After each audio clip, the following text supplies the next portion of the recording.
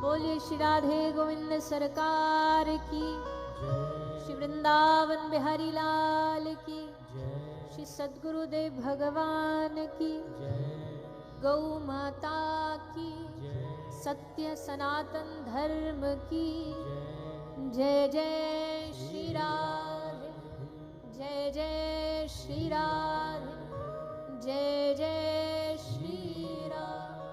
निताई गौर हरि बोल।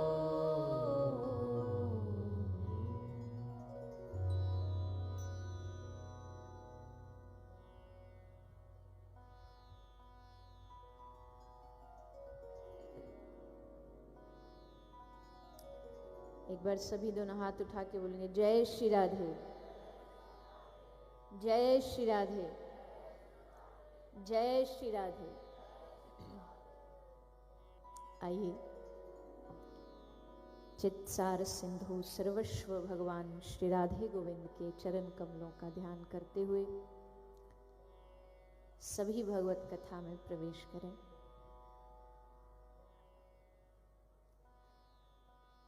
आज श्री प्रेम प्रकाश मंदिर के तत्वाधान में 42वें वार्षिक महोत्सव के उपलक्ष्य में इस गांधीनगर कोल्हापुर महाराष्ट्र की धरती पर 3 दिन के लिए त्रिदिवसीय भगवत कथा सत्संग का आयोजन परम पूज्य प्रातस्मरणीय श्री शांति प्रकाश जी महाराज, उनके अनुगत्य में उनकी गुरु परंपरा, सबको प्रणाम करते हुए, उपस्थित संत समाज को प्रणाम करते हुए, समस्त श्रोता वृंदों को प्रणाम करते हुए, ये जो माताएं हल्ला मचा रही हैं, मैयाओ कथा सुनने आई हो कि वीआईपी में बैठने आई हो?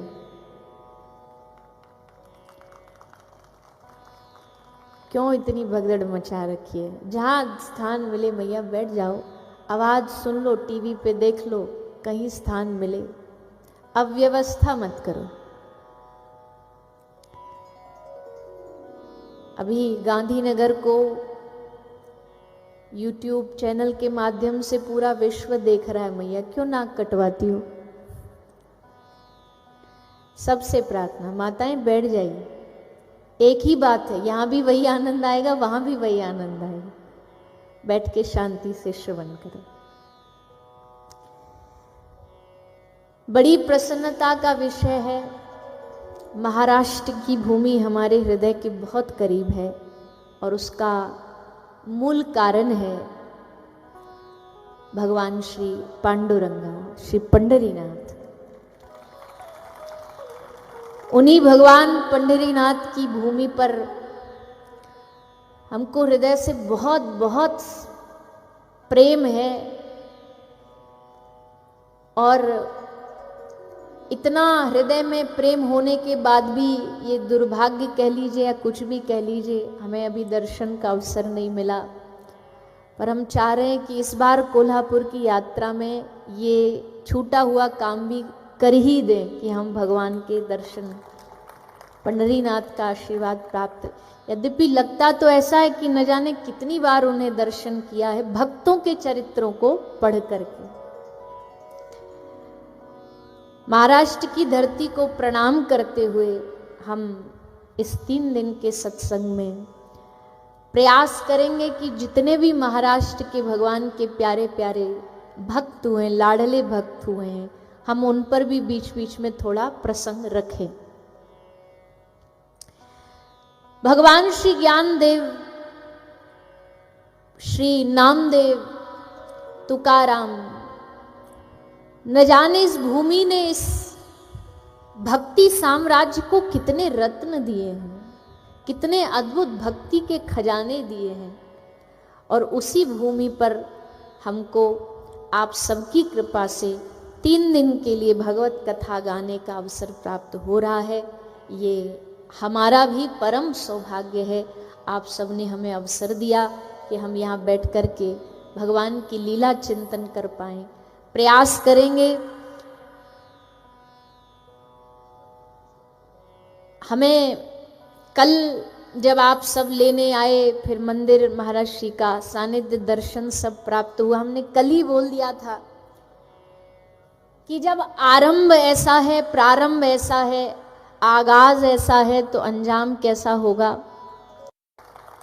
पहले उल्लासनगर गए, वहां 3 दिन श्री राधा रानी का महिमा गुणगान किया। इससे पिछला बिलासपुर चकरभाटा होकर के सीधा वहां से आए और अब यहाँ आपके के कोल्हापुर गांधीनगर की धरती पर शायद आप सबका प्रेम ही है, आप सबका ब्रजभूमि वृंदावन श्री किशोरी जी के प्रति प्रेम ही है जो आप सबको, हम सब ब्रज वालों से जोड़ा हुआ है। और आशा करेंगे कि इन 3 दिनों में ये प्रेम इतना बढ़े कि 3 दिन बाद जब आप यहाँ से उठें तो आपका हृदय कृष्ण भक्ति से लबालब भरा हुआ। अच्छा, अब इस सत्संग का, कथा का कोई शीर्षक तो हमने विशेष रखा नहीं है, बस भगवत कथा जो भी भाव में आएगी बहेगी वो बोलेंगे। पर एक बात बताओ, ग्राहक की पसंदीदा चीज दुकानदार देता है ना, तो दुकानदार को भी ज्यादा मजा आता है।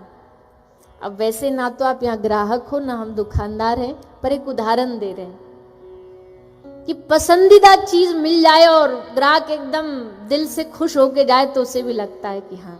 हम चाहते हैं कि जो श्रोता यहाँ पधारे हैं उनका मन का प्रिय विषय कोई हो, कोई मन की हृदय की कोई प्रिय बात हो तो वो हम सुनाएं, वो हम बोलें। रुक जाओ मैया, हम बोल रहे हैं पहले। चलो आप बोल लो, अब खड़ी हो गई हो तो। वाह,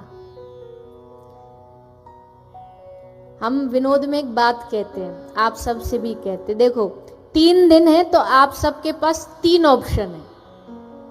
3 दिन है तो आपके पास 3 ऑप्शन है। 3 ऑप्शन कौन कौन से हैं? पहला है प्रेम, भक्ति, जो मैया ने बोली दिया। पहला ऑप्शन है, बोलो ना जोर से, प्रेम। दूसरा ऑप्शन ध्यान से सुनो, जो आप चुनोगे हम वही सुनाएंगे फिर। पहला ऑप्शन है प्रेम, दूसरा ऑप्शन है प्रेम, दूसरा ऑप्शन क्या है? प्रेम, और तीसरा ऑप्शन है प्रेम।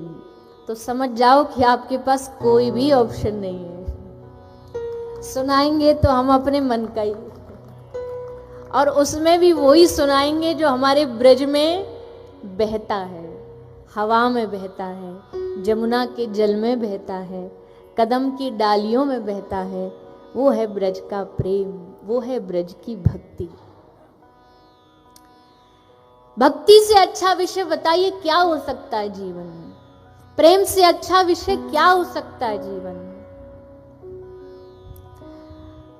हमने कई एक लाइन पढ़ी अंग्रेजी में, उसी से शुरुआत करते हैं। The biggest problem in this world is hunger, but not the hunger of stomach, but the hunger of heart. इस संसार में हर आदमी भूखा है। कोई रोटी का भूखा है, कोई रिश्तों का भूखा है, कोई पैसों का भूखा है, कोई पेट का भूखा है। पर सबसे बड़ी भूख क्या है जानते हैं इस दुनिया में? सबसे बड़ी भूख है आत्मा की, दिल की। और वो दिल की जो भूख है वो ना किसी रोटी से मिटेगी, ना किसी बंगले गाड़ी से मिटेगी, ना किसी वस्तु से मिटेगी। वो हृदय की भूख तभी मिटेगी जब हमारे जीवन में कोई सच्चा सद्गुरु संत महापुरुष आए और हमारे हृदय में कृष्ण भक्ति का संचार कर दे, तब जाकर के हृदय की प्यास बुझे, तब जाके हृदय को तृप्ति मिलेगी। पेट की भूख में तो सारी दुनिया दौड़ रही है, सारी दुनिया इसी पेट की भूख में दौड़ रही है।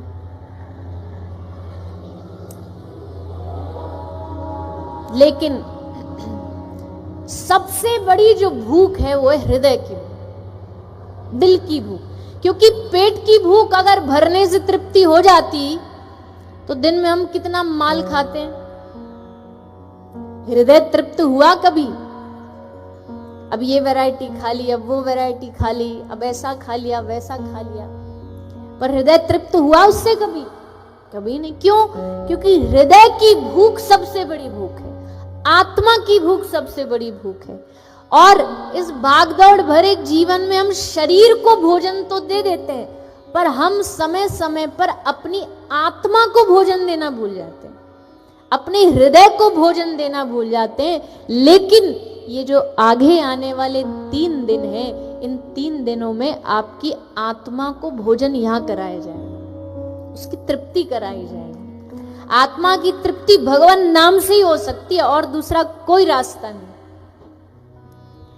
उस आत्मा की, उस हृदय की तृप्ति के लिए यहां बैठ करके आप हम सब भगवत कथा का रसास्वादन करेंगे।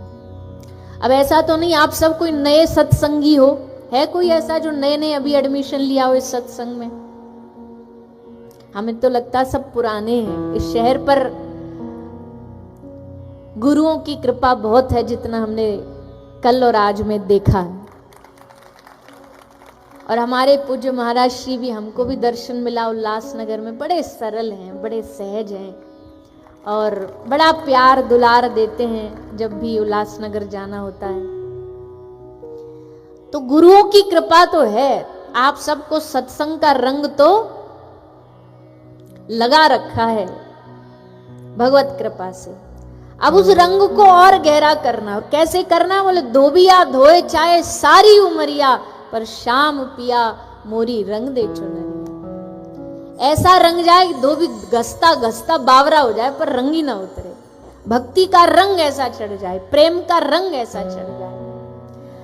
अब सत्संग कोई नई बात तो नहीं है किसी के लिए, और कह भी रहे कथा सुन सुन फूटिया कान।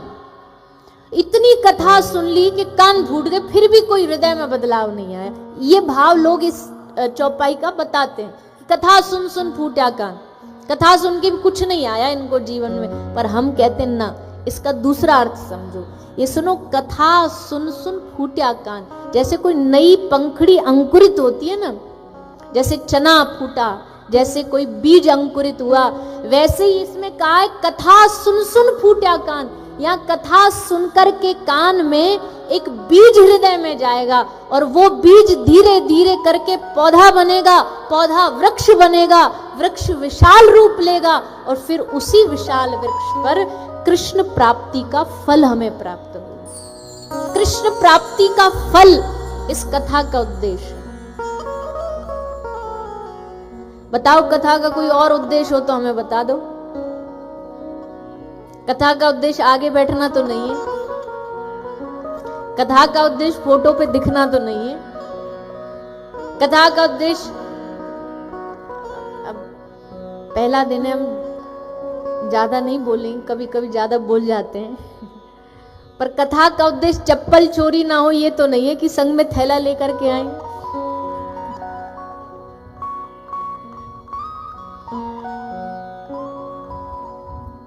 अब रखवाली तो रखनी पड़ती है, हम मना नहीं कर रहे, पर लेकर के तो ऐसे आ रहे हो आप जैसे कोई भागवत जी में फल चढ़ाने के लिए प्रसाद लेके आए हो। अरे पन्नी में ले लेके अपने बगल में दबाए बैठे हैं।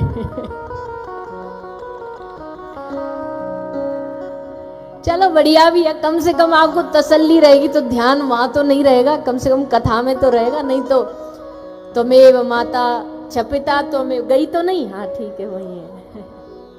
फिर आधा ध्यान श्लोक में वहां, आधा ध्यान यहाँ। चलो इस बहाने आपका ध्यान तो यहाँ केंद्रित रहे, चिंता नहीं है, संगी हैं आपके, जाएंगी नहीं कहीं।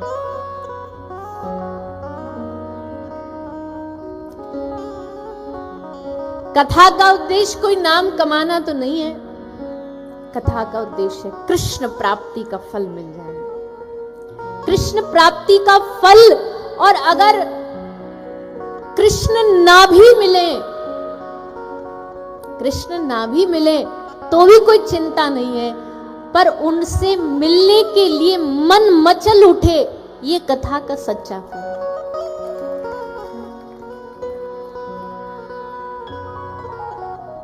और इसी उद्देश्य को लेकर के हमको कथा को श्रवण करना है। और इसके अलावा कोई उद्देश्य रखेंगे तो फिसल जाएंगे, इसके अलावा कुछ मन में भाव रखेंगे तो फिसल जाएंगे। अब कोई कहे जी ठीक है, पर रोज सत्संग सुनना जरूरी है क्या? महीना में सुन लिया, साल में सुन लिया, या जीवन में एक बार सुन लिया बहुत है? ले देखो भैया,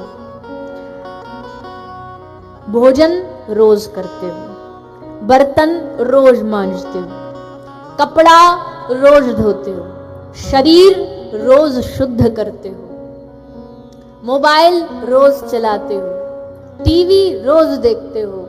जब हर काम रोज कर सकते हो तो भगवान की सत्संग के लिए कोई एक दिन और मुहूर्त क्यों? श्रावण में ही सुनेंगे, इसी दिन सुनेंगे, या इसी महीना में सुनेंगे, क्यों? हर दिन, हर क्षण, हर पल जब भी भगवान की कृपा हो जाए और तुमको पता चले कि गांधीनगर में अब कोई आ रहा है सत्संग की धारा लेकर के, तो क्या है? बोले भक्त के लिए तो ये समझ लो साल का सबसे सुंदर मौसम आ गया। क्यों? क्योंकि हरि कथा आ गई, भगवान की कथा आ गई। इससे बढ़िया मौसम कोई है ही नहीं दुनिया में। यही उसके लिए बहार है, यही उसके लिए बसंत है, यही उसके लिए सब कुछ है। तो हरि कथा का आना ही जीवन में बसंत है। इसलिए नित्य सुनो, हर रोज सुनो। जहां जिनके मुख से श्रवण पड़ जाए हरि कथा, उनके मुख से श्रवण करो, उससे हृदय में परिवर्तन आएगा, उससे हृदय में भगवत प्राप्ति की लालसा जाएगी। उसी लालसा को जगाने ये त्रिदिवसीय सत्संग यहाँ रखा गया है। और इस सत्संग में डूब करके, इस कथा में डूब करके अपने तन की, मन की, धन की, तीनों की शुद्धि करनी है। क्योंकि तीनों की शुद्धि समय समय पर होनी चाहिए। जैसे कपड़ा शुद्ध, बर्तन शुद्ध, घर शुद्ध, कमरा शुद्ध, वैसे ही तन शुद्ध, मन शुद्ध, धन शुद्ध।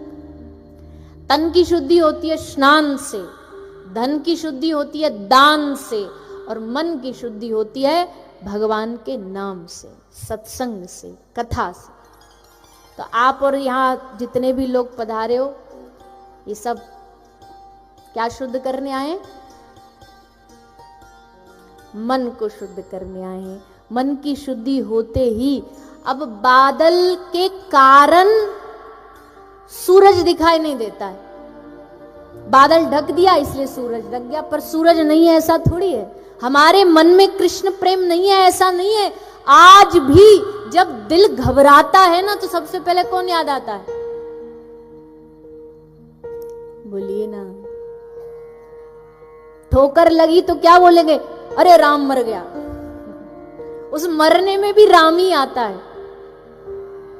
कहीं कुछ आपत्ति विपत्ति आ गई तो दिल सबसे पहले घबरा के प्रभु का स्मरण करता है। हे नाथ मुझे बचा लो, हे प्रभु मुझे बचा लो, मेरी रक्षा करो। क्योंकि मन में तो है प्रेम, पर थोड़ा सा जैसे बादल ने ढक दिया, वैसे कभी कभी माया देवी आती है और थोड़ा सा ने ढक देती है। पर उस समय भी चाहे लाख माया आ जाए, चाहे लाख झंझट आ जाए, हमारे ब्रज में एक बड़ी सुंदर पंक्ति गाते हैं किशोरी जी के लिए।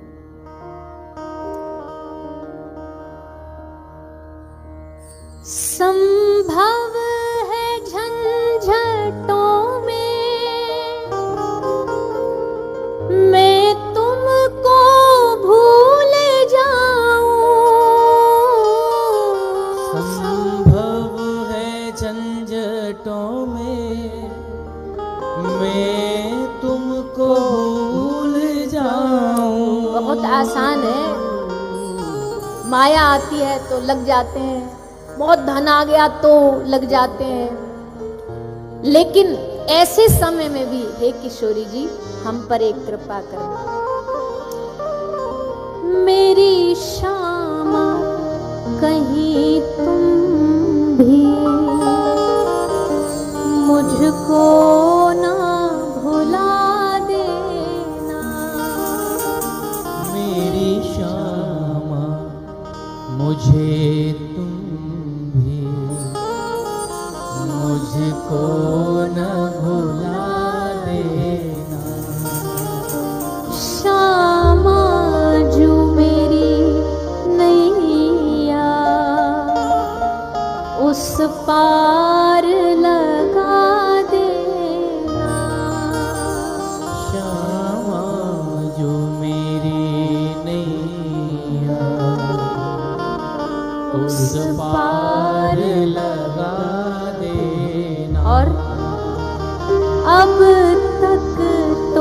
निभाई है, आगे भी निभा देना।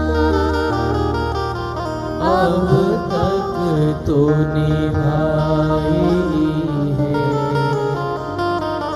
आगे भी निभा दे।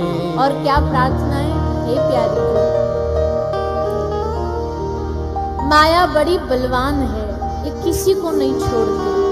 बड़े बड़े ऋषि महात्माओं को पटकनी लगा देती है, तो हम तो कलयुगी जीव हैं, हम तो फेसबुक इंस्टाग्राम वाले जीवात्मा हैं, हम कैसे बचेंगे इससे?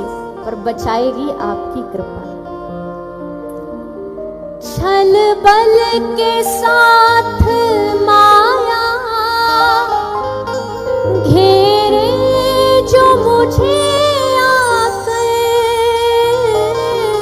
छल बल के साथ माया घेरे जो मुझे माया आएगी एकदम अस्त्र शस्त्रों से सुसज्जित, बड़े सारे अस्त्र लेकर के माया प्रहार करने आएगी। लेकिन उस समय क्या करना है? तुम देखती ना रहना, मुझे आके बचा लेना। हाँ तुम देखती ना रहना,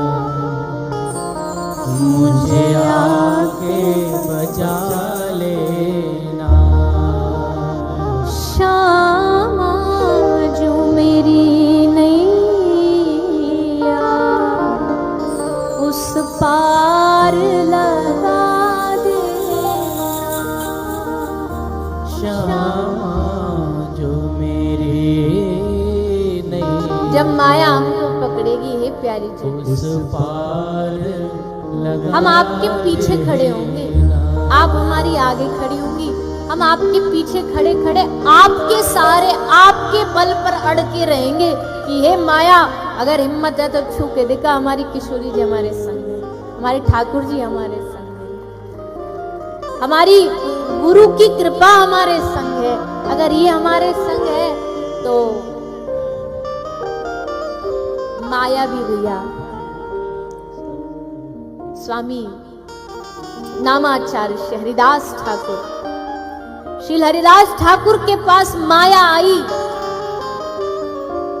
छलने के लिए, पर स्वामी हरिदास जी ने उस माया को कहा, माया आई एक वैश्या के रूप में, वारंगना के रूप में, कहती हमको आपका संग करना है। हरिदास जी बोले तुम्हारी इच्छा जरूर पूरी होगी, थोड़ी देर बाहर बैठ जाओ, इंतजार करो, हमारा नियम पूरा हो जाए तब हम तुम्हारे साथ अंग संग करेंगे।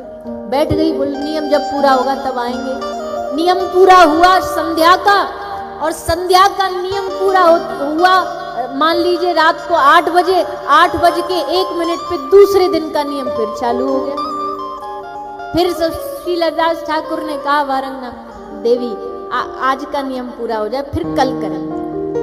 दूसरे 3 दिन तक दरवाजे पे बैठी रही, स्वामी हरिदास जी को समय नहीं मिला, और फिर 3 दिन बाद स्वामी श्री हरिदास जी ने उसको आकर के कहा अब तुझ पर हम कृपा करना चाहते हैं। लिया, वहां कुछ झाड़ी लगी थी, झाड़ी थोड़ी उखाड़ी और उस माया के गले में, उस वारंगना के गले में माला बांध करके कान में हरे कृष्ण कृष्ण कृष्ण हरे हरे, हरे राम राम राम हरे हरे। माया आकर के हरिदास ठाकुर के चरणों में गिर गई। भगवान के भक्त माया के वशीभूत नहीं होते, माया उनके वशीभूत होती है, माया उनके इशारे पर चलती है, ऐसे भगवान के प्रेमी जन होते हैं। इसलिए तुम देखती ना रहना, मुझे आकर बचा लो। संभव है झंझटों में, ये तो होता ही है भैया, क्या करें, मन कुछ ना कुछ पकड़ना चाहता है, कुछ ना कुछ पकड़ता है, कभी इसको पकड़ लिया कभी उसको पकड़ लिया, लेकिन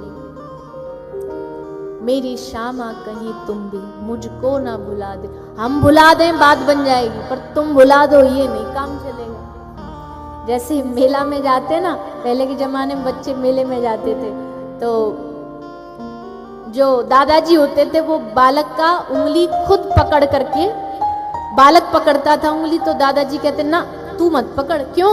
क्योंकि मेला में खिलौना देखेगा, गुब्बारे देखेगा, रंग बिरंगी चीज देखेगा, हो सकता उंगलियां छोड़ के भाग जाए उसको पकड़ने के लिए। पर अगर मैं पकड़ के रखूंगा, मैं थामे रखूंगा तो चांस नहीं है, मैं नहीं हाथ छोड़ूंगा। वैसे ही हे नाथ, हे प्रभु, हम आपका हाथ पकड़े तो संभव है कभी कभी छोड़ सकते हैं, पर अगर तुम हमारा हाथ पकड़ लो तो गारंटी है कि कभी छूटने वाला नहीं। इसलिए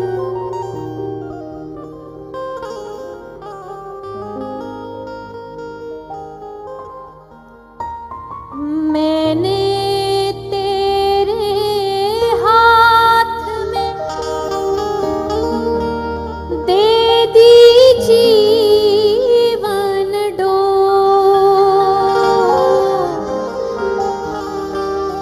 आगे मर्जी आपकी,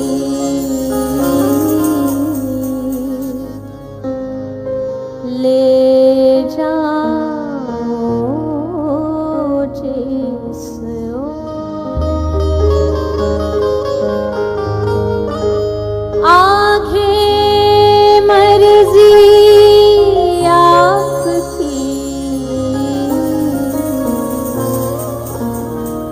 ले जाओ जिस ओर।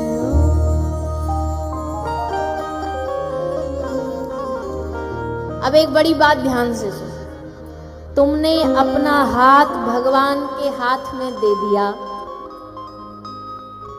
ये दुनिया को कैसे पता लगेगा? दुनिया कैसे जानेगी कि तुम उनके हो चुके हो? तुमने अपना सारा जीवन उनको दे दिया है।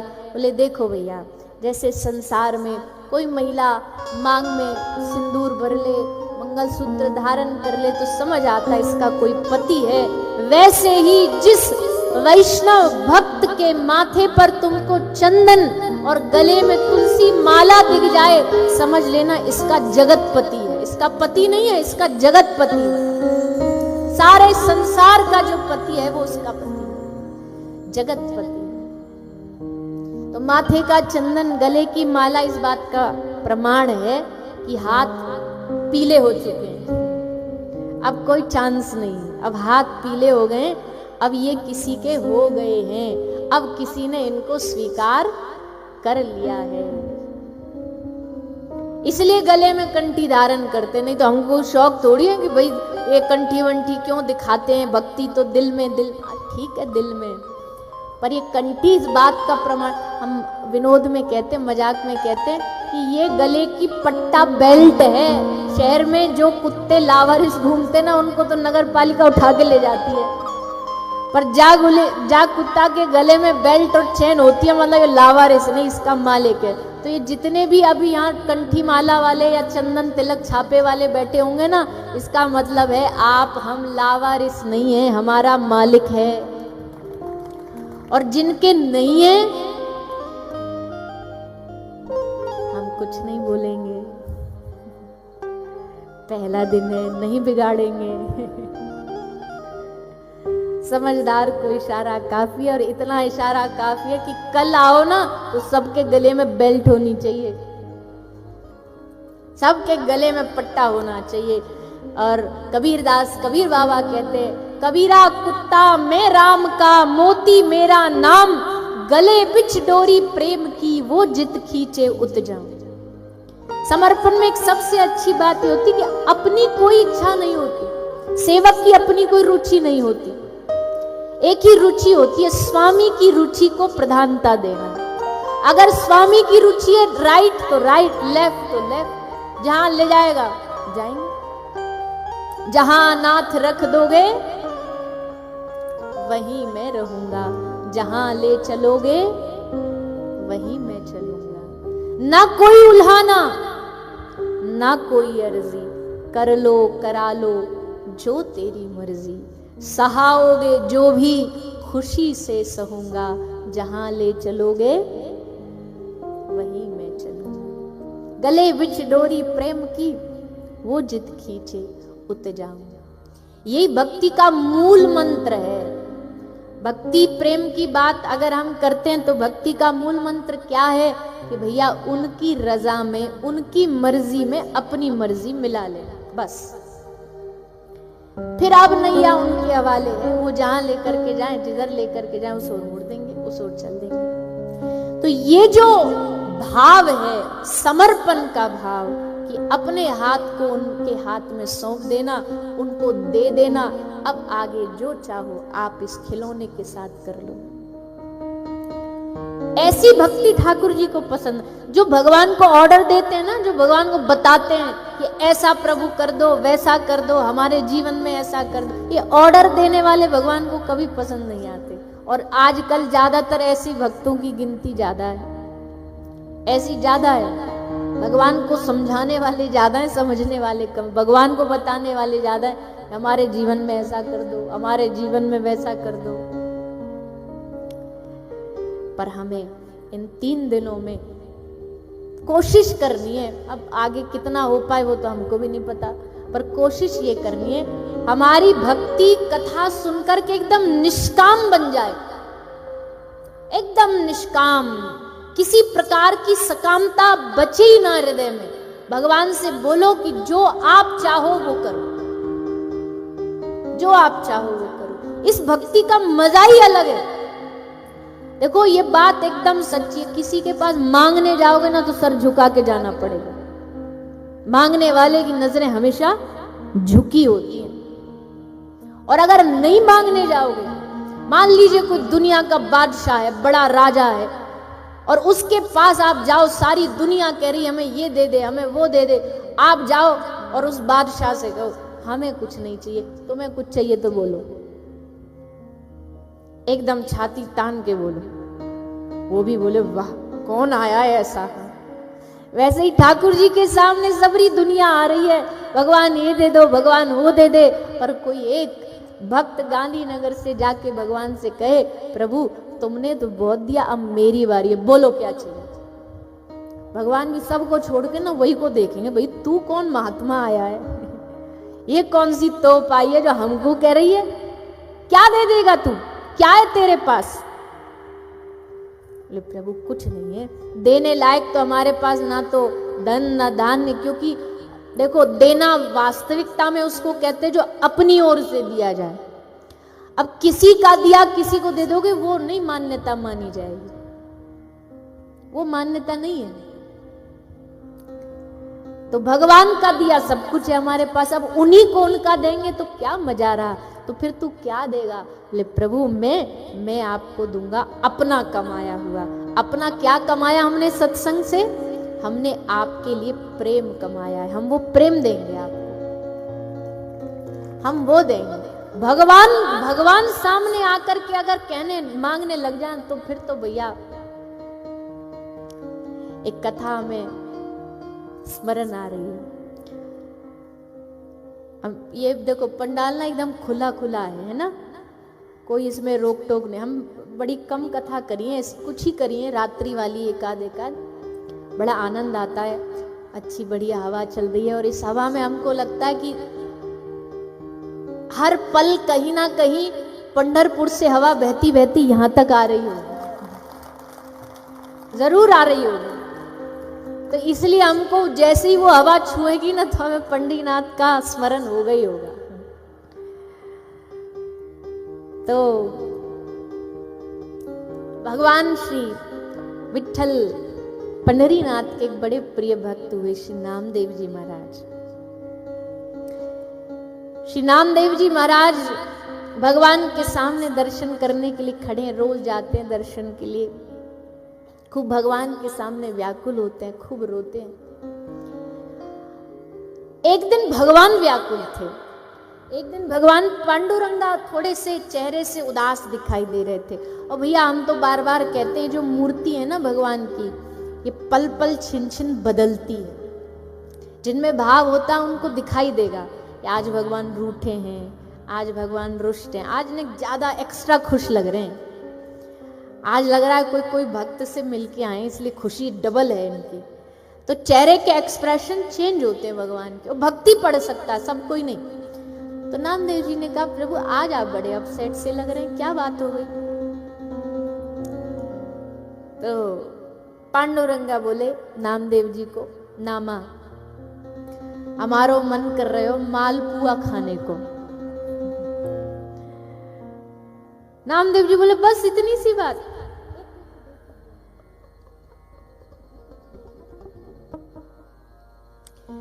तो श्री पंडरीनाथ भगवान बोले कि हमको मालपुआ याद आ रहे हैं। बोले हम ले आते हैं आपके लिए बनवा के। बोले ना, यहाँ तो हमको 56 भोग मिल जाते, आज हमको थोड़ा कुछ अलग एक्सपीरियंस चाहिए। बोले बताइए प्रभु आप आज्ञा करिए। हमने सुना तुम्हारी माता के, तुम्हारी मैया के हाथ के मालपुआ बड़े प्रसिद्ध हैं। बोले हाँ वो तो हैं, बनवा लाऊं? बोले ना सुन तो लो पहले हमारी पूरी बात, बीच में बोल पड़ते हो। बोले बताइए प्रभु। बोले हमको तुम्हारे घर जाके खटिया पे बैठ के और तुम्हारी मैया हाथ से परोसे ऐसे बैठ के खाना है, यहाँ मजा नहीं, यहाँ तो रोज ही खाते हैं, रोज पाते हैं। नामदेव जी बोले प्रभु आप जाओगे तो आपका स्थान रिक्त हो जाएगा, खाली हो जाएगा, और यहाँ तो दिन भर पंढरपुर में लाइन लगी होती है भक्तों की, एक सेकंड भी छुट्टी नहीं है। भगवान की ड्यूटी तो 24 घंटा चलती है, थोड़ा बहुत दिन में रात्रि को सोते हैं, शयन का भी कोई समय नहीं होता। तो प्रभु ये तो गड़बड़ हो जाएगी। पंडरीनाथ भगवान बोले जब ही तो हमने तुमसे ही रिक्वेस्ट करी है कि ये काम हमारा तुम ही सिद्ध कर सकते हो। बोले कैसे? बोले हमको क्या हमारे हाव भाव हैं, क्या हमारे एक्सप्रेशंस हैं, कैसे हम खड़े होते हैं, कैसे हम बोलते हंसते हैं, ये सारी डिटेल तुम्हारे अलावा कोई नहीं जानता, तुमको सब पता है क्योंकि तुम्हारे हम रोम रोम में बसे हुए हैं। तो एक काम करो। बोले बोलिए प्रभु आज्ञा करो। बोले एक दिन के लिए तुम पंढरीनाथ बन जाओ, रोल एक्सचेंज कर ले, तुम बन जाओ पंढरीनाथ, हम बन जाते नाम। तुम यहाँ खड़े हो, तुमको भी तो नेकाद पता चले भगवान होना कितना डिफिकल्ट है, आसान नहीं है भैया। भगवान होना कोई खांसी खेल है क्या? 24 घंटे एक ही मुद्रा में खड़े रहो, नेक्स्ट से अगर हिल भी गलती से भगवान ने दूध भी पी लिया, भूख लगी होगी और दूध भी पी लिया तो ले फोन चालू, फलानी जगह भगवान ने दूध पिया, बेचारे आधा पीता पीता भी रुक जाए कि तू वीडियो ही बना ले। हद हो गई। कैसे कैसे लोग हैं दुनिया में। पहली बात तो भगवान को ऐसा खेल बना रखा है कि जिससे मन चाहे वो भगवान दूध पीने लग गए, भगवान ये कर, ऐसे थोड़ी होता है। जिस दिन तुम्हारे हाथ से भगवान दूध पिएंगे ना तो हाथ में फोन लेके वीडियो बनाने की हिम्मत नहीं बचेगी। खैर चलो हमें किसी के भाव पे कुछ बोलना नहीं, पर पंडरीनाथ भगवान बोले आज एक दिन के निया तुम बनो पांडुरंगा, हम बनेंगे नामदेव, और जैसे हम खड़े होते हैं वैसे ही खड़े हो जाओ। अब भगवान थोड़ी सी ने तैयारी समझा रहे नामदेव जी को, देखो खड़े हो जाना, हिलना नहीं। हजारों लोग आएंगे इस द्वार पर, रोएंगे, पर तुम्हें उनको देख के उदास नहीं होना, चेहरा उदास नहीं करना, एकदम जैसे हो वैसे। कोई लड़ेगा भी आके तुमसे है कि हे प्रभु तुमने हमारे साथ ऐसा किया, क्यों किया, तो गुस्सा नहीं होना, सुनते रहना, बस सुनते रहना। और सुनो, सुबह सुबह यहाँ के जो पुजारी जी हैं, मंदिर का ये परंपरा है, भगवान गौचारण के लिए जाते हैं। उससे पहले जब प्रभु सुबह जागते हैं, बाल भोग लगता है जब भगवान का, तो मुख पे माखन का लेप होता है, भगवान पांडुरंगा के माखन लगाया जाता है, लेप लगाया जाता है। बोले सुबह सुबह आएंगे पुजारी जी, माखन लगाएंगे मोड़े पे तुम्हारे, क्योंकि तुम पंढरीनाथ हो ना अब तो मोड़े पे तुम्हारे माखन लगाएंगे। तो लालच में आके ऐसे मत चाट लीजो सब पोल पट्टी खुल जाएगी और ऐसे पिटोगे कि पंढरीनाथ भगवान की कॉपी कर रहे हो, मुंह बंद एकदम। सब सिखा पढ़ा के आज पंढरीनाथ भगवान गए नामदेव के घर भोजन पाने, और नामदेव पंढरीनाथ भगवान बन के पांडुरंगा बन के ठाड़े। भैया ऐसे भक्त भी, ऐसे भगवान भी दुनिया में वह गिने चुने ही हैं जो कुछ ना कुछ जिनके दिमाग में खुरापाती चलती रहती है, कुछ ना कुछ आनंद लेते ही रहते हैं। इनको आनंद लेना और आनंद देना दोनों ही पसंद है। ऐसे क्या मौज, हम भगवान तुम भक्त, ये कब तक चलेगा? कभी कुछ आनंद, कभी कुछ आनंद, कभी उनको अपना बना लिया, कभी उनके बन गए, तभी तो ये दुनिया में सबसे निराले ठाकुर माने जाते हैं। तब भगवान गए, जाकर के खूब भाव से पा करके आए। तो भैया मतलब बड़ा सहज है कि ये चाहे वो श्री पंडरीनाथ हो, चाहे पुरी में श्री जगन्नाथ प्रभु हो, चाहे अपने वृंदावन के बिहारी जी राधा रमन लाल जी हैं, ये सब चैतन्य ठाकुर हैं, सब चैतन्य है, सब में हृदय है, सब में भाव है, सब में दिल धड़कता है। और जी अपने जयपुर में तो प्रूफ भी है। अपने जयपुर में एक ठाकुर हैं, उनके हाथ में घड़ी पहना रखी है और वो नब्ज से चलती है। वो घड़ी बिना नब्ज के चलती नहीं है, नब्ज से ही चलती है। और उस घड़ी का चलना इस बात का प्रमाण है कि हमारे मंदिरों में बैठे हुए जो प्रभु की मूरत है, ये साधारण नहीं है, ये साक्षात श्री हरि है। जितना जितना इनसे जो संबंध बनाता जाएगा, उतनी उनकी भाव की प्रगाढ़ता होती जाएगी। कोई कहानियां थोड़ी है जो हम सुनते हैं महापुरुषों से, जो हम भक्तमाल में भक्तों का चरित्र सुनते हैं, ये किसी ने गढ़ दी हो कहानियां, ऐसा थोड़ी है। कृपा करिए भगवान ने अपने भक्तों पर, और इसी कृपा को हमको भी इस सत्संग के माध्यम से पाना है, ज्यादा नहीं।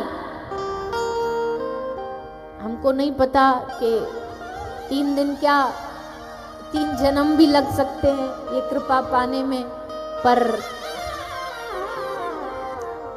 भक्ति में एक ही सबसे अच्छी चीज होती है, आशा। आशा, विश्वास कि प्रभु ये जो हम सुन रहे हैं, ये जो हम सुनते हैं महापुरुषों से, ये भाव हमारे हृदय में भी प्रकट होगा।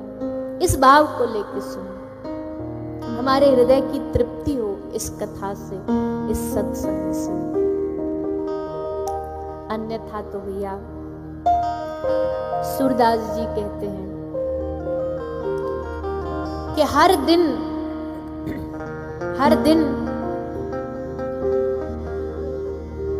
व्यक्ति को जाना चाहिए भगवान के करीब, पर जा रहा है संसार के करीब। मन लगना चाहिए भगवान में और मन लगता जा रहा है संसार में, और ऐसे करते करते करते करते जीवन बीतता जा रहा है, जीवन का हर दिन बीतता जा रहा है। या झूठी माया के कारण, या झूठी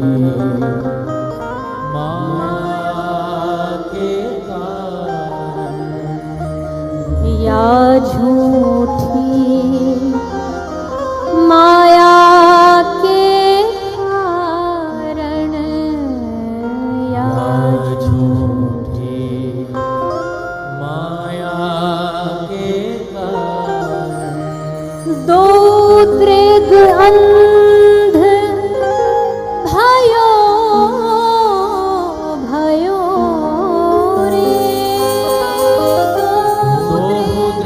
अंध भयो भयो,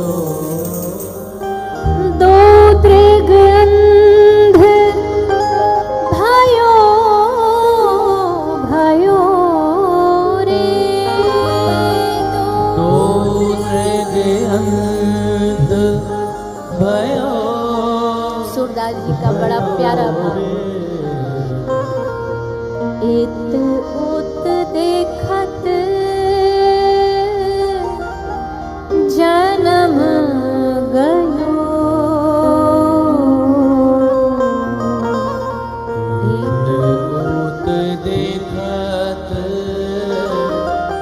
सूर बाबा कह रहे हैं इधर उधर सबको देखते, ये ऐसा, ये कर रहा है, ये वो कर रहा है, इसने ऐसा कर दिया, ये देखते देखते देखते जन्म गए, सारा जीवन जन्म गयो सब जन्म गयो, जन्म गयो सब जन्म गयो, जन्म गयो सब जन्म गयो, जन्म गयो सब जन्म गयो, इत उत देखत जन्म गयो, होत देखत जन्म इत उत देखत जन्म गयो,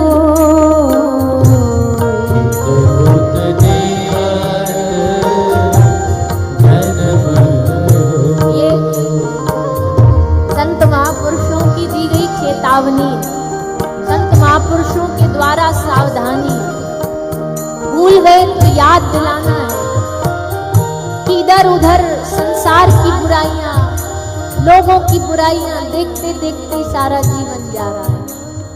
बस बैठ गए, उनके विषय में बोल दिया, उसके विषय में सोच लिया, समझ लिया, और ऐसे करते करते करते करते हे प्रभु सारा जीवन बीतता जा रहा है। इत उत देखत जन्म गयो,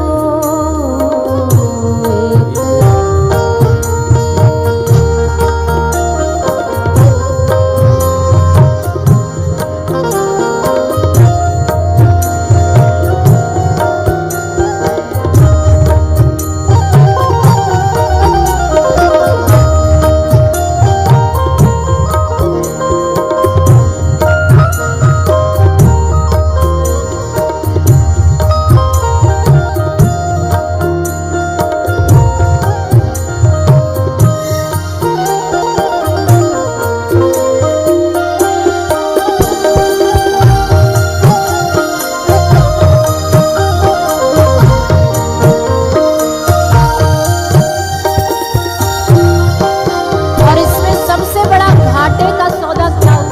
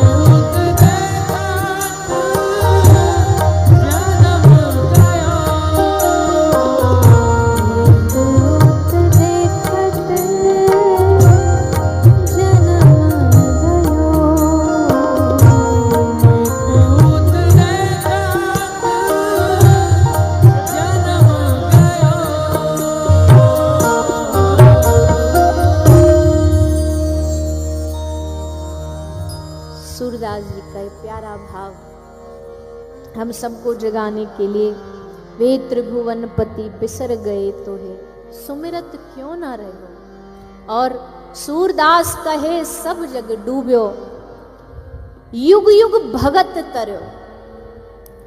कहते हैं संसार में, ये संसार का जो प्रवाह है इसमें सारी दुनिया बह रही है, पर कौन जो भगवान का भक्त बनेगा वो बचेगा, और जो नहीं बनेगा वो बहेगा, और ऐसे बहते बहते संसार चलता रहेगा। पर उस बहते बहते में भी फिर धन्य है ये सनातन, धन्य है ये भारत भूमि, बहते बहते में भी जैसे किसी डूबते को तिनके का सहारा ना, वैसे बहते बहते फिर कोई गांधीनगर में कोई साधु आएगा और हाथ पकड़ करके हमारी भक्ति को भगवान से फिर जोड़ करके चला जाए। फिर तनिक सी टूटेगी डोरी, फिर कोई आ जाएगा। ना तो भारत भूमि में संतों की कमी है, न सत्संग की कमी है। ये तो हम पे है, हम चुनाव कितना करते हैं। हम कहीं जाकर के रात में बैठ कर के किसी पार्टी में बैठे हैं या रात को बैठ कर के यहाँ इस मैदान में भगवान की कथा को श्रवण कर रहे हैं, हम पर निर्भर है। और जो इसे चुनेगा वो बचेगा। इसलिए भैया ये बड़े सौभाग्य का विषय है कि भगवान की कृपा से इतने सारे भक्त वैष्णव यहाँ पधारे। और असली परिवार तो यही है, असली परिवार तो यही है। खून के रिश्ते और वो सब तो अलग हैं, वहाँ तो झंझटों से ही फुर्सत नहीं मिलती। पर असल जो रिश्ते हैं, संबंध है ना, वो कौन सा है? वैष्णवों का परिवार, भक्तों का परिवार। और भगवान भी कहते हैं कि मानहु एक भगति कर नाता। भगवान भी हमसे उसी संबंध से जुड़ते हैं जिसमें भक्ति होती है, भक्ति के रिश्ते से भगवान जुड़ते हैं। तो भगवान को जोड़ने के लिए एक सच्चा कोई संत महापुरुष वैष्णव ही हमारे मन को भगवान से जोड़ता है। और जो भक्तों का भक्त होता है ना, जो भक्तों का भक्त होता है उस पर भगवान ने जल्दी रीझ जाते हैं। तो दो ऑप्शन है, या तो भक्त बन जाओ या दासानुदासो बन जाओ, भक्तों के भक्त बन जाओ। भक्तों के भक्त बनने में न थोड़ी आसानी, सहजता ज्यादा होती है। अब वो उदाहरण कोई बहुत सेफ तो नहीं है, पर हम चलो दे देते हैं। जैसे कभी कभी होता है ना, एक साइकिल वाला साइकिल चलाते चलाते थक जाता है, बहुत लंबी उसको यात्रा करनी है साइकिल चलाते चलाते, तो क्या करता है, रास्ते में कोई ट्रैक्टर ट्रॉली जा रही हो या कोई बाइक वाला जा रहा हो, उसको एक हाथ से पकड़ लेता है और एक हाथ से वो अपनी साइकिल के हैंडल को पकड़ लेगा। अब चलते चलते अब क्या, उसका पैडल की जो मेहनत है वो बच जाती है और उसका पीछा पकड़ के, पूंछ पकड़ के वो अपनी मंजिल तक भी पहुंच जाता है। अब हम भगवान के पास जाने के लिए पैडल मारे जा रहे हैं, पर मंजिल आ ही नहीं रही। तो क्या करना है? बोले जिसकी हाई स्पीड में एकदम गाड़ी चल रही हो ना, किसी संत महापुरुष की, तुम उनके चरणों को पकड़ लो, तुम्हारी मेहनत भी बच जाएगी और वो ठाकुर जी के चरणों तक भी पहुंचा देंगे। और जब किसी बड़े व्यक्ति के साथ जाओगे ना, तो पूछ भी ज्यादा होती है कि नहीं? अब आप ऐसे ही मुंह उठाए किसी बड़े व्यक्ति के पास चले जाओ, कोई पूछेगा भी नहीं। पर किसी परिचय से जाओगे तो सारे दरवाजे खुले मिलेंगे। हटो हटो भैया, वो पधारे हैं, उनके संग पीछे पीछे हम भी पधारे। तो परिचय से जाओ, अपना परिचय नहीं चलता वहां चलता है गुरु का परिचय, वहां चलता है संतों का परिचय। उस परिचय से हमारा परिचय होगा। तो भक्तों के संत सेवा इस दुनिया का सबसे सरल उत्तम रास्ता है भगवान को पाने का, सबसे सरल साधु सेवा। और आप सब लोग तो बड़े भाग्यशाली हो, आपके तो समाज में हमको लगता है कि ब्लड में ही ठाकुर जी ने संत सेवा का भाव डाला हुआ है। विनम्र भाव से कोई साधु पधारे, उसकी सेवा करना। कभी कभी तो हमको लगता है झुकते झुकते इनकी कमर तो नहीं झुक जाती, दुखती तो नहीं, इतना नम्र बन के रहते हैं, होना भी चाहिए।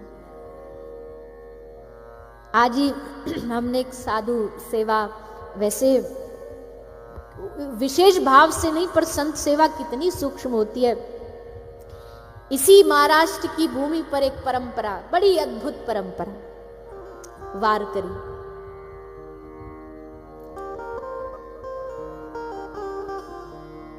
राम कृष्ण हरि मुकुंद मुरारी,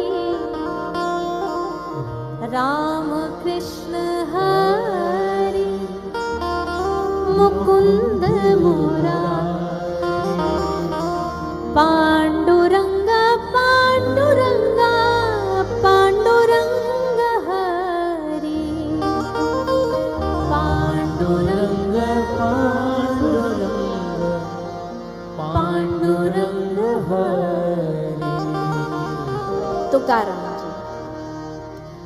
श्री तुकाराम जी की भक्ति भी अद्भुत थी। तुकाराम जी के जीवन चरित्र में इतने इतने प्रसंग हैं, पर एक विशेष प्रसंग उनका जो है उनकी धर्मपत्नी के साथ है। वो बड़ी लड़ाकू थी। और लड़ाकू क्या, तुकाराम जी कहते भगवान बढ़िया ऐसी लड़ने झगड़ने वाली दी है, कम से कम सहनशीलता कितनी है ये पता तो लगता रहे। घर परिवार में कभी कभी ऐसे कोई मनुष्य होते हैं जो हमारा समय समय पर टेस्ट लेते रहते हैं कि अभी कितना बाकी है कितना नहीं बाकी है। तो मतलब भगवान कह रहे हैं कि जाओ इनकी परीक्षा लो। तो ये लड़ती थी, खूब झगड़ा करती थी। एक अच्छी बात ये थी तुकाराम जी से तो खूब तनातनी हो जाती इनकी, पर जो साधु संत आते थे उनसे कुछ बोलती नहीं थी। साधु से संतों से कुछ नहीं बोलती। एक बार तुकाराम जी कीर्तन करने गए, गांव से थोड़ा बाहर कीर्तन करने गए। तो इसको लगा कि भोजन ले जाऊं स्वामी के लिए। तो एक पात्र में बढ़िया भोजन बना करके और गांव से बाहर जहां कीर्तन करने गए तो ये चल पड़ी लेकर के प्रसादी। तुकाराम जी को पवाने जा रही। तो जा रही थी, जाते जाते रास्ता में इनको मार्ग में कांटा चुभ गया। अब जैसे कांटा चुभा तो ये निकालने लगी। उधर तुकाराम जी को भूख लगी है और ये कांटा निकालने में लगी थी। ठाकुर जी देख रहे हैं कि भैया हमारा भक्त भूखा है और ये बेचारी यहाँ कांटा में उलझी हुई है, तो क्या करूं। तुरंत ठाकुर जी एक बालक का रूप बना के आए, श्याम वर्ण का बालक बन के आए। बोले मैया लाओ मैं तुम्हारे पाम को कांटों में काट दूं। मैया ने पहले तो देखी ये कौन बालक है, कांटे को निकालने के लिए हाथ भी लगा दिया। मैया ने पूछा पहले तू ये बता तेरा नाम क्या है। तो ठाकुर जी मुस्कुरा के बोले हम ही हैं पंढरीनाथ। परिचय दे दिया एक ही बार में, हम हैं पंढरीनाथ, पांडुरंग नाम तो सुना होगा। मैया बोली अच्छा तो तुम ही हो वो कलेश जिसने हमारा घर बर्बाद कर दिया, जिसने हमारे पति को बिगाड़ दिया। और महाराज दुनिया तो सेवा में लगती है, ये डंडा लेके मारने दौड़ी। कह रही तुम्हारी वजह से हमारा पति बावरा हुआ है, दिन भर रोता रहता है, पंढरीनाथ पंढरीनाथ करके पांडुरंगा करके दिन भर गाता रहता है, दिन भर नाचता रहता है। तुम्ही ने बावरा बनाया। मैं तो कब से ढूंढ रही थी कहीं मिल जाए, बढ़िया हुआ तुम सामने आ गए। उसको जीने नहीं दिया, उसको इतनी पीड़ा दे दी, दिन रात वो रो रहा है, दिन रात वो रो रहा है। जैसे पंढरीनाथ ने तुकाराम जी की पत्नी से ये सुना ना, इसी बात पे रीझ गए। तुकाराम की पत्नी की इसी बात पर पांडुरंग रीझ गए। क्यों? बोले जो मेरा भक्त है ये उसको सुखी करना चाहती है। उद्देश्य तो वही है ना कि बेचारा कष्ट पा रहा है, रो रहा है, जीवन उसका ऐसा इन्होंने बना दिया, ये कष्ट उनका दूर करना चाहती है। और जो मेरे भक्त को सुखी करना चाहे मैं उस पर पहले कृपा करता हूं। इसलिए तुकाराम जी को सदगति बाद में, पहले इसको मिलेगी सदगति, क्योंकि इसके मन में भाव आया तुकाराम जी को कैसे प्रसन्न करूं। यही बात पे रीझ गए ठाकुर जी। न जाने कौन से गुण पर दया निधि रीझ जाते हैं, नहीं पता। दुनिया की नजर में कभी कभी जो अवगुण होता है ना, भगवान उसी पर रीझ जाते हैं, उसी पर कृपा कर देते हैं।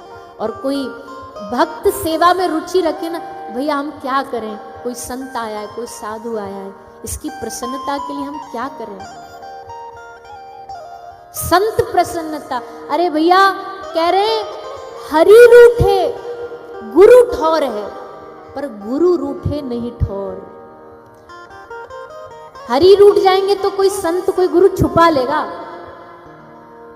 आंचल में ढक लेगा, कोई बात नहीं, प्रभु इसको माफ कर दो, प्रभु इसको क्षमा कर दो। पर अगर गुरु रूठ जाए, साधु रूठ जाए, संत रूठ जाए तो चांस नहीं है भैया।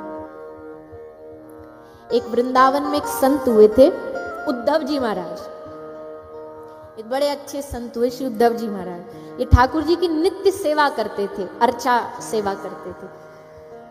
तो इनकी सेवा में एक किसी साधु ने दी थी, क्योंकि ये तो रखते नहीं थे, पर कोई साधु आया था, संत आया, तो उन्होंने इनको एक चांदी की लुटिया दे दी थी। तो चांदी की लुटिया से ठाकुर जी की सेवा करते, रोज वही थे जल पिवाते। ठाकुर जी को भी वही लुटिया में बड़ो आनंद आता, वही में जल पीते। एक दिन इनकी कुटिया में कोई और साधु आया। वो साधु महापुरुष ने जैसे इनकी सेवा देखी, उनको ये लुटिया पसंद आ गई। बोले महाराज जी हमको लुटिया दे दोगे चांदी की? बोले ले जाओ, संत सेवा में तो जान हाजिर है, ले जाओ। लुटिया दे दी। महाराज जी लेके लुटिया चले गए। अब ये तो लुटिया लेके चले गए, ठाकुर जी रूठ गए। हम ते पूछी भी ना, हमारी लुटिया, हम ते आज्ञा ली तुमने, जली पीना बंद कर दिया, जली ना पी रहे। उद्धवदास जी बोले प्रभु क्या हुआ? बोले हम जल नहीं पिएंगे। बोले हम दूसरी लुटिया ले आएंगे, सोने वाली ले आएंगे, आप कहो तो, कहीं किसी से मांग करके आपकी प्रसन्नता। ठाकुर जी बोले ना, हमको तो हमारी वाली चाहिए, वही फेवरेट थी हमारी, और तुमने वो दे दी संत को। तो महाराज जी ने कही देखो बाबा, लुटिया देने वाला साधु, हमने तो कमाई नहीं थी, कोई दे के गया था संत। लुटिया देने वाला साधु, अब लुटिया लेने वाला भी साधु, उनको पसंद आई, हमने दे दी। क्यों? हम जानते हैं अगर वो नाराज होकर के चले जाते तो हमको पता है हम आपको कभी खुश नहीं कर पाते, आपको कभी प्रसन्न नहीं कर पाते। आपको तो चलो 2 दिन नाराज हो गए, मना लेंगे, क्या हो गया? आपको मनाना कोई मुश्किल थोड़ी है, 2-4 मीठी मीठी बातें करेंगे फिसल जाओगे आप तो। पर संत को कैसे नाराज करते हैं? ठाकुर जी बोले हाँ यही चाहिए हमें भैया, और कुछ नहीं चाहिए। साधु की प्रसन्नता प्रमुख है, विशेष है।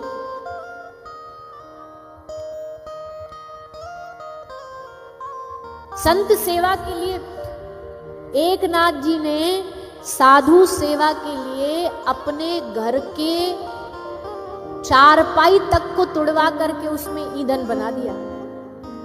एकनाथ जी महाराज के घर में जब साधु तो आते, रोज आना जाना लगा रहता।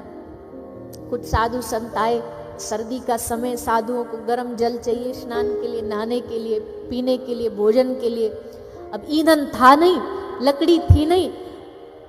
एकनाथ जी ने इधर देखा, राइट देखा, लेफ्ट देखा, कुटिया देखी, तो बोले अरे भगवान ने तो पहली व्यवस्था कर रखी है। बोले क्या? बोला हमारे तो घर ही लकड़ी का, लो ईंधन मिल गया। और उसी कुटिया की लकड़ी को निकाल करके ईंधन जला के उसमें गर्म पानी करके साधु सेवा करे। और इसका फल देखो अब क्या हुआ, फल देखो क्या हुआ। इनके घर ठाकुर जी दास बन के रहे, श्रीखंडिया बन करके। कितने वर्ष? 1 आध महीना नहीं, 1 आध साल नहीं, 12 साल तक श्री ठाकुर जी श्रीखंडिया दास बन करके एकनाथ जी के घर नौकरी करें। 12 साल कपड़े धोते, बर्तन धोते, चरण दबाते रात्रि को एकनाथ जी। जिनके लक्ष्मी चरण दबाती है वो श्री एकनाथ जी के चरण दबा रहे हैं। इससे बड़ी साधु सेवा का क्या प्रमाण चाहिए? कुछ नहीं हो सकता। भी संत सेवा जीवन में खूब क्रांति लाती है, खूब। इसलिए साधु सेवा, वैष्णव सेवा परम उपाय। वैष्णव सेवा सबसे बड़ा उपाय है भगवान को अपने हृदय में बसाने का। तो यहाँ इतने सारे वैष्णव आए, इतने सारे भक्तजन पधारे। भैया एक तो हम ये कहते हैं इतनी बड़ी भीड़ में थोड़ा सा अपना व्यवहार ठीक रखना चाहिए। कोई नहीं पता, ना जाने किस रूप में नारायण मिल जाए, ना जाने किस रूप में कौन सा भक्त यहाँ आया है, पधारा है। तो थोड़ा सा ये सब धक्का मुक्की, लड़ाई झगड़ा, आगे पीछे बैठने वाला सिस्टम ये छोड़ दो। बस एकांत में बैठ करके लीन होकर के भगवान की चर्चा सुनो, अनुशासित होकर के। क्योंकि अपराध बड़ी जल्दी लगता है, बहुत जल्दी। ऐसे स्थानों पर अपराध से बहुत बचना चाहिए, बिल्कुल बचना चाहिए। तभी जाकर के हृदय में भगवत प्राप्ति का मन में भाव जगेगा।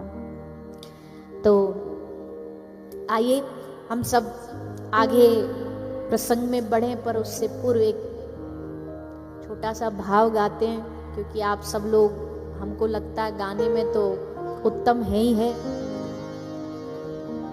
नाचने में भी शायद उत्तम ही है, तो थोड़ा नेक ब्रज के रस का आनंद लेंगे।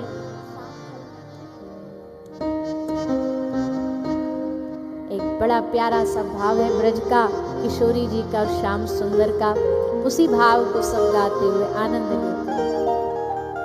पीछे वालों तक आवाज आ रही है? हाथ उठा के हिला के बताओ। हाँ फिर ठीक है। तो आप सभी भाव से पीछे तक जितने बैठे खूब आनंद से गाते हुए नाचते हो। ओ श्याम चंदा है श्यामा चकोरी, बड़ी सुंदर है दोनों की जोड़ी। श्याम चंदा है श्यामा चकोरी, बड़ी सुंदर है दोनों की जोड़ी।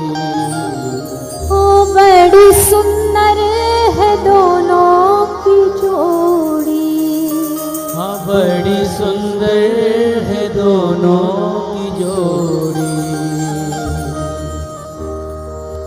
ओ श्याम चंदा है श्यामा चकोरी, बड़ी सुंदर है दोनों की जोड़ी। ओ श्याम चंदा है श्यामा चकोरी, बड़ी सुंदर है दोनों की जोड़ी। ओ श्याम चंदा है श्यामा चकोरी, बड़ी सुंदर है दोनों की जोड़ी। श्याम चंदा है श्यामा चकोरी, बड़ी सुंदर है दोनों की जोड़ी। ओ बड़ी सुंदर है दोनों की जोड़ी। ओ बड़ी सुंदर है दोनों की जोड़ी। भाव से सभी दोनों हाथ उठा के तालियों की सेवा करते हैं।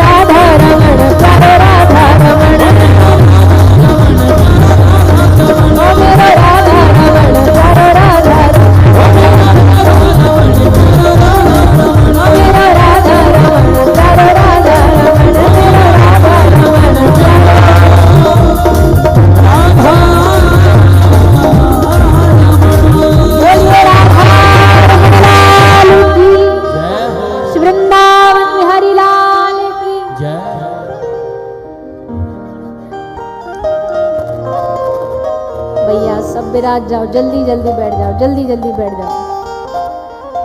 ओ श्याम चंदा श्यामा चकोरी,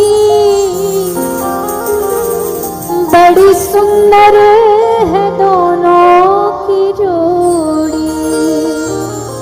श्याम गाओ, सबकी आवाज सुनाओ। चकोरी बड़ी सुंदर है दोनों। कृष्ण राधा है रस की वो धारा, कृष्ण राधा है रस की वो धारा, जिसमें डूबा है संसार आधा, जिसमें डूबा है संसार आधा। सारा ये सही बोले। कृष्ण मन का मधुप राधा भोरी, बड़ी सुंदर है दोनों की जोड़ी। कृष्ण मन का मधुप राधा भोरी, बड़ी सुंदर है दोनों। कैसी जोड़ी है? एक राइट है, एक लेफ्ट है, पर ऐसी जोड़ी में तो मजा आता है। दोनों एक ही रंग के हो तो भी क्या फिर मजा, फिर तो आनंद ही नहीं है। एक थोड़ा खट्टा हो, एक थोड़ा मीठा हो, एक गोरी है, एक कारो है, एक भोरी है, तो एक नटखट है, एक मधुप है। मधुप एक जगह नहीं टिकता, ठाकुर जी भी एक जगह नहीं टिकते। ठाकुर जी भी आज या गति, आज या सखी के घर, आज वह सखी के घर, आज चंद्रावली के कुंज में चले गए, आज या के कुंज में चले गए। कृष्ण मन का मधुप, राधा भोरी। और दोनों में प्रेम इतना है ज्यादा, जिसमें डूबा है संसार सारा, सारा संसार जिसमें डूबा हुआ है, और वो दोनों आपस में डूबे हुए हैं। कृष्ण प्रेम मई राधा, राधा प्रेम मयो हरि, जीवने निधने नित्यम, राधा कृष्णो गतिर्मम, राधा कृष्णो राधा कृष्णो गतिर्मम, राधा कृष्णो। कृष्ण के हृदय को खोल के देखो तो कौन दिखेगा?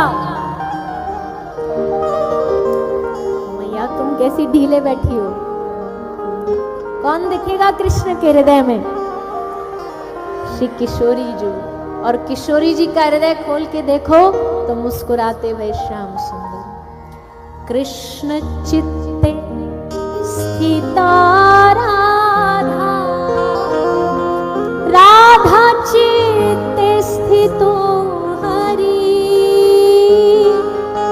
जीवने निधने नित्यम, राधा कृष्णो गतिर्मम, राधा कृष्णो राधा कृष्णो गतिर्मम, राधा कृष्णो गतिर्मम। तो श्याम चंदा, बाकी चांदनी सी किशोरी जी। अच्छा, कई ना दुनिया में शब्द ऐसे हैं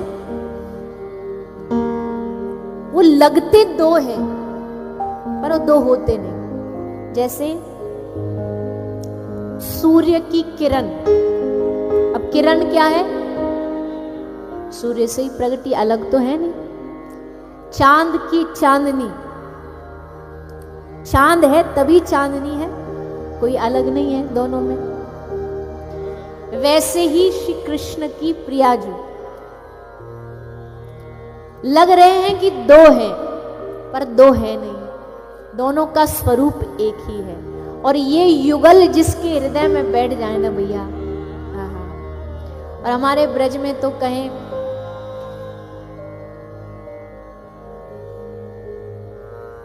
श्री नाभाजी महाराज, श्री नाभाजी महाराज एक ब्रज के भक्त हुए। ठाकुर जी को चैलेंज दे डाला, ठाकुर जी से ही अड़ बैठे। भक्ति में जिद भी होना जरूरी है ना, हठीला होना चाहिए भक्त। ये आज इस डाल पर उस डाल पर, ये वाले कभी भक्त नहीं बन सकते। ये जो होते हैं ना, ये सोमवार की किसी और के हो जाते हैं, मंगल को किसी और के हो जाते हैं, सैटरडे आते आते तक ये शनि पर पहुंच जाते हैं। तो ये जो डालों पर फुदकते रहते हैं, ये कभी एक चित्त नहीं बैठ सकते, इनको रस भी नहीं आता भक्ति का। एवं मांगने जांचने वाले हैं, थोड़ा ये भी पूरा कर दे, थोड़ा शंकर जी सुन ले, थोड़ी हनुमान जी सुन ले, थोड़ी देवी दुर्गा सुन ले, थोड़े गणपति जी सुन ले। वही बुरा नहीं मानिएगा, इनका अंत में कोई भी नहीं सुन पाता। 10 जगह ढूंढते ढूंढते वो भक्त की कथा सुनाते ना कि वो बुला रहा था नाव में डूबते डूबते, हनुमान जी को बोला, हे हनुमान दादा मेरी रक्षा करो। हनुमान जी गदा लेके तैयारी हुए कि इसकी फिर भक्ति शिफ्ट हो गई गणपति जी पे। अब गणपति मंत्र बोलने लगा तो फिर हनुमान जी बोले, फिर तो अब तो गणपति दादा ही आएंगे, हम क्यों बेकार में कष्ट उठाएं। गणपति जी जब तक रेडी हो तब तक ये चौथे के पास पहुंचे। ऐसे करते करते नैया डूब ही जाती है भैया। एक आराध्य जब हृदय में बस जाते हैं, एक जब युगल बस जाते हैं, उसका आनंद अलग। तो जिद होना चाहिए। अब उसमें कोई घबरा जाए, आधे रास्ते जाके लौट आए, बोले नहीं नहीं हमने तो खूब भजन कर लिया, कुछ हो नहीं रहा, ऐसा भी नहीं चलेगा, हठीला होना चाहिए। तो नाभाजी बड़े हठीले, ये ब्रज की हर नित्य परिक्रमा करते थे, रोज एक परिक्रमा कर देते थे। वैसे तो आज के समय में सुनना असंभव सा लगता है, 84 कोस तो हो नहीं सकता, पर भक्त की अपनी गति होती है तो परिक्रमा करते। एक बार श्री बरसाना धाम के पास एक बड़ा सुंदर स्थान है कदम खंडी, वहां गए। चलते चलते नाभाजी का कभी आप चित्र भी देखना, उनकी बड़ी लंबी जटाएं थी। सो महाराज जटाएं जा करके उन लंबी लंबी झाड़ियों में उलझ गई।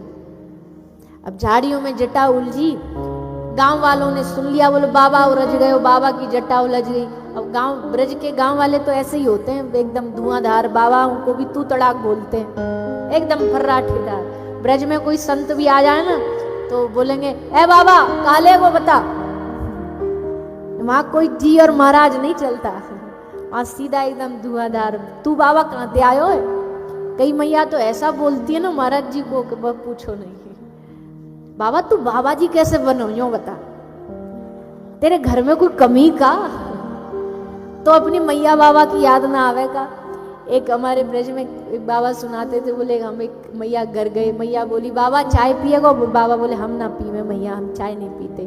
दूध पिएगो, बोले ना बाबा हम दूध भी, मैया दूध भी ना पीते। रोटी खावेगो, बोले ना मैया हम रोटी ना खाते। फल खावेगो, बोले ना बाबा मैया हमको पसंद नहीं। तो का जहर खावेगो, बोले मैया सीधा बोली एकदम, तो का तो कुछ जहर लाओ, कछु भी ना खा रहा। तो ब्रज की मैया एकदम धुआंधार होती है। सबरे आए, बोले बाबा हम तेरी मदद कर दें, तेरी जटा सुलझवा दें। बाबा बोले तुम काय को सुलझाओगे, जाने उलझाई वही सुलझाए, वो उलझाने वाले वो तो सुलझाने वाले भी वही आने पड़ेंगे, वही आएंगे। बोले बाबा मर जाएगा यहाँ खड़ो खड़ो, भूखो मर जाएगा, बोले मर जाएंगे, उनके नाम पे मरने को भी तैयार है। अब वो आए तो आए तभी काम बने। अब ठाड़े आ गए, जटा उलझी और बड़ी भयानक उलझी पड़ी है। सो भक्त की पुकार पर ठाकुर जी आ गए। श्याम सुंदर आए, आकर के बाबा को बोले ला बाबा तुम्हारी जटा सुलझाऊं। तो बाबा बोले हु आर यू, भाई साहब आप कौन हैं। ठाकुर जी हमसे परिचय पूछ रहे हो, सबरो जीवन निकर गो तुम्हारो या ब्रज में परे परे भजन करते करते, हमको मनाते रिझाते रिझाते आज हम आए तो हमारा परिचय पूछ रहे हो। अब दिक्कत क्या है, क्यों परिचय पूछ रहे हैं, टेढ़ी टेढ़ी देख के पूछ रहे हैं, अकेले काय को आए हो। अकेले आने वाला ब्रज में ठाकुर हमें पसंद नहीं है। अकेले ही होना तो द्वारिका जाओ, अकेले ब्रज में काम न चले, ब्रज में तो युगल उपासना है। तो बाबा ने इसलिए पूछा आप कौन? बोले हम कृष्ण। तो बाबा बोले पहले हमको प्रूफ दो कि तुम ही कृष्ण हो। ठाकुर जी बोले प्रूफ का हम अपने गोजा में धर के डोलते हैं, कोई पॉकेट में कोई सर्टिफिकेट लेके थोड़ी डोलते। और आज तक हमने कभी सोचा भी नहीं कोई हमसे प्रूफ भी मांग सकता है। पता होता तो हम भी कोई भगवान होने की डिग्री बनवाते, कोई सर्टिफिकेट लेते। सो हमारे पास है नहीं, तू कैसे मानेगा कि हम भगवान हैं? अब बाबा जी एकदम डायरेक्ट तो कह नहीं सकते, तो थोड़ा घुमा फिरा कह रहे अपना कोई प्रिय लाओ, वो आके गवाही दे कि यही कृष्ण है तो हम मानेंगे। ठाकुर जी समझ तो पहली बार में गए, पर उनने भी नेक घुमाए। बोला अच्छा हमारा कोई अपना चाहिए गवाही देने वाला। बोला ले यशोदा मैया को ले आते, वो गवाही दे देंगे कि यही हमारा लल्ला है, यही हमारा लाला है। नावाजी बोले बाबा ठाकुर जी को कि आप जो हमको चतुराई दिखा रहे हो ना, मैया ले आते हैं। ये ब्रज भूमि ऐसी है, अभी भी हम किसी ब्रज की अम्मा को जाके 10 रुपया जेब में दे तो तुरंत यशोदा बन जाएगी, आगे गवाही दे देगी हम मैं ही यशोदा हूँ। यशोदा बनाना कोई मुश्किल काम है? काई को मैया को पकड़ लाओ, हम नहीं मानेंगे ऐसे। ठाकुर जी बोले तो तू कैसे मानेगो? तो कु चक्र दिखा में, बांसुरी दिखा में, का दिखा में तो कु। बोले ये भी कोई बड़ी बात नहीं है प्रभु, वृंदावन में ढेर बंसी बिकती हैं, कोई भी लेकर के बन जाता कान्हा, ये भी बड़ी बात नहीं। तो फिर कैसे मानोगे? बोले हमारी प्यारी जो आके जब तुम पर हाथ रख के कंधे पे बोले कि हाँ यही हमारे श्याम सुंदर हैं, तब हम मानेंगे। वो है आपका सर्टिफिकेट, वो है आपका प्रमाण। बिना श्री जी के ठप्पा लगे ये कन्हैया ब्रज में चलता नहीं है, वहां से अप्रूवल होना जरूरी है। वो सर्टिफिकेट देती हैं ये हमारे प्रियतम हैं। तब कि ठाकुर जी गए श्री जी के पास, बोले चलो। बोले कहाँ चले? हमको प्रमाणित करने चलो, आपके प्रमाण की आवश्यकता है। आप प्रमाणित करोगी तो हम सिद्ध होंगे भगवान है, नहीं तो नहीं होने वाले सिद्ध। तब श्री प्यारी जी आई और तब दोनों ने आकर के बाबा को दर्शन दिया। फिर तो महाराज बाबा का क्या दशा हुई वो क्या कोई बता सकता है, डूब गए। आज भी बड़ा सुंदर स्थान है, आप कभी जाओ ना ब्रज में, बरसाना जाओ, बरसाना से थोड़ा सा है तो अंदर जा करके, पर कभी ब्रज की परिक्रमा करो तो दर्शन करना।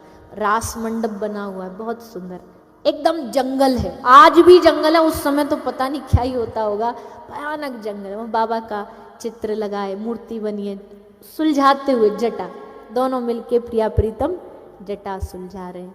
तो भैया किशोरी जी ही ठाकुर जी को प्रमाणित करती हैं, ये ब्रज उपासना में ही हो सकता है। पर ये कथा हम आपको इसलिए सुना रहे हैं क्योंकि हमें लगा गुरु कृपा से आप सबके जीवन में भी रहते भले आप गांधीनगर में हो, पर आपके हृदय में भी वृंदावन का प्रेम बसा हुआ है।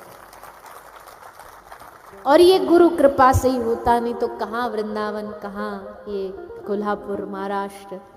पर भैया भगवान की भक्ति जब उदय होती है ना, जब गुरु कृपा करके प्रेम बरसाता है, तो हम तो यहाँ भारत की बात करते हैं, अगर गुरु कृपा हो जाए ना, अगर किसी सच्चे महापुरुष की कृपा हो जाए, धरती छोड़ो नरक में बैठे बैठे भी कृष्ण भक्ति मिल सकती है।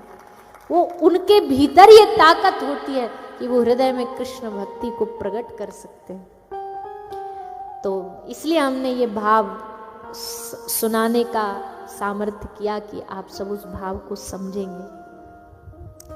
इसी भाव को जानना ही इस कथा का उद्देश्य है, इसलिए हमने पहले ही आपको 3 ऑप्शन दे दिए हैं। हाँ, इसके अलावा हम तो खुले मन से हर कथा में बोलते हैं, इसके अलावा हमको कुछ आता भी नहीं है।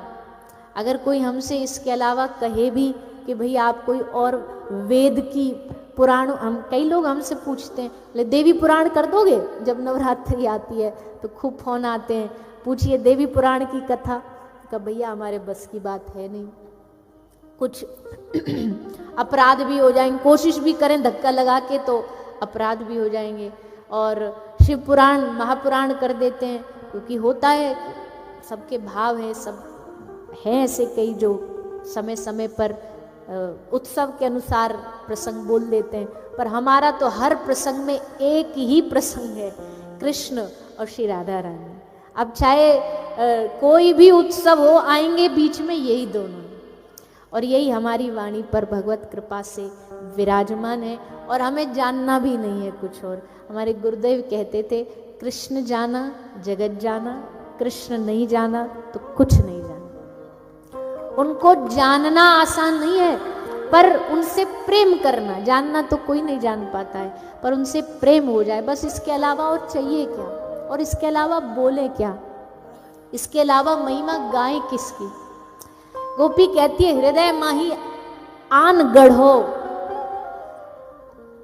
और देवताओं में ये लाभ है कि वहां 5 देवताओं को फूल चढ़ा दोगे, प्रणाम कर लोगे, पर ये कृष्ण एक अकेले ऐसे आराध्य हैं, ये जिसके हृदय में एक बार आ जाए ना, तो फिर इनका एक छत्र राज्य चलता है, दूसरे को घुसने नहीं देते। हमारे ब्रज में कहते हैं, नंद को लाल चिड़ैला है, रहेगो तो अकेलो ही रहेगो, हाउसफुल करके पूरे ठाट बाट से, दूसरे फिर काई की एंट्री नहीं है, हम हैं तो हम ही हैं। इसका मतलब ये भी नहीं कि अपमान करेंगे किसका, ना अपमान किसी का भी नहीं करेंगे, पर भैया दुनिया में कहीं भी कृष्ण भक्त चला जाए, उसको हर मंदिर मस्जिद गुरुद्वारे हर जगह केवल और केवल अपनी आराध्य कृष्ण ही नजर आए, ये उसकी भक्ति का प्रारूप बन जाता है, ऐसा भगवान उसका हृदय बना देते। तो हम तो ये आशा करते हैं कि आप सबके हृदय में भी ठाकुर जी ऐसे एकदम चिपक जाए, चिपट जाए आपके हृदय को। और हम ब्रज वाले मानते हैं, भूत चिपटे तो आसान है छुड़ाना, पर ये नंद का पूत चिपट जाए तो आसान नहीं है इसको छुड़ाना। बड़े बड़े भूत उतर सकते, पर ये यशोदा का पूत नहीं उतर सकता, ये तो एकदम दिल में आके चिपक जाता है, बस जाता है, और उनको हृदय में बसाना ही तो जीवन का उद्देश्य है। बाकी तो सब अपने आप ही बस जाते हैं हृदय में, ठाकुर जी को हृदय में बसाना ये जीवन का मूल उद्देश्य है। इसी उद्देश्य को लेकर के हम सब विगत 3 दिनों तक, आगे आने वाले 3 दिनों तक इस कथा का रसपान करेंगे। वैसे कथा का समय तो रखा है 5 से ना, 5 से 8, पर 5 बजे ने थोड़ा 5 बजे थोड़ा धूप रहती है और खुला है तो गर्मी भी अधिक है, इसलिए 5 साढ़े 5 तक कथा आरंभ हो जाए जैसे सूरज ढलेगा। क्योंकि जब आरंभ में हम आए थे कथा में, एंट्री में, तो हम ही हम थे, आप कोई नहीं था। तो प्रार्थना ये भी है कि समय पर आ जाएं ताकि आपको पूरी कथा का लाभ प्राप्त हो, आरती का, आरंभ का, और उसके बाद कथा का संपूर्ण लाभ प्राप्त हो। समय का ध्यान रख करके सब पधारेंगे। आइए अगली कल की कथा सत्र में फिर पुनः उपस्थित होकर के कुछ भगवत रस चर्चा का पान करेंगे, भगवत रस को गाएंगे, उनका आनंद प्राप्त करेंगे। विश्राम की ओर बढ़ने से पहले सभी ब्रज की बात चलिए, किशोरी जी की बात चलिए, सभी भाव से श्री किशोरी जी के चरणों में निवेदन करते हुए संकीर्तन के साथ विश्राम करें। राधे किशोरी दया करो, राधे किशोरी दया करो, राधे किशोरी दया करो, राधे किशोरी दया करो, ओ दया करो, प्यारी कृपा करो, प्यारी कृपा करो, दया करो, प्यारी कृपा करो,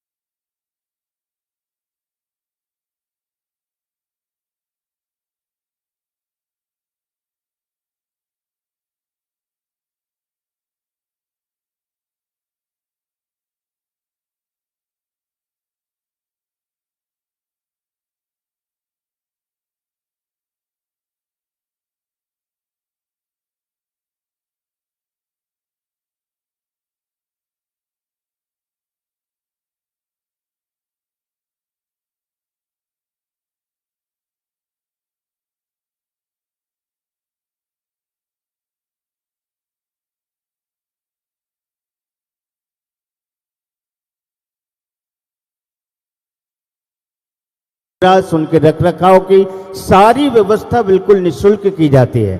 आप जब भी कभी वृंदावन जाएं तो एक अपने शेड्यूल में गौ सेवा धाम के दर्शन के लिए समय जरूर निकालें और आकर देखें आपकी किस तरह से बीमार गौवंशों का ख्याल रखा जाता है, उन्हें वातानुकूलित पूरा वातावरण दिया जाता है, उनके जहां भर्ती किया जाता है वहां सारी व्यवस्थाओं का ध्यान रखा जाता है। इस सारी व्यवस्थाओं को मैं एक वीडियो के माध्यम से आप सभी को दिखाने जा रहा हूं। उससे पहले मैं निवेदन करूंगा शंकर लाल जी सावलानी जी, जिन्होंने 501 रुपए की राशि, राधे श्याम जी के नाम से 501 रुपए गांधीनगर से, राधे किशन जी के नाम से भी गांधीनगर से 1100 रुपए, सुशीला बाई जी रामराव जी के नाम से 2100 रुपए और रवि नरसिंघानी जी गांधीनगर से 501 रुपए की राशि समर्पित कर रहे हैं।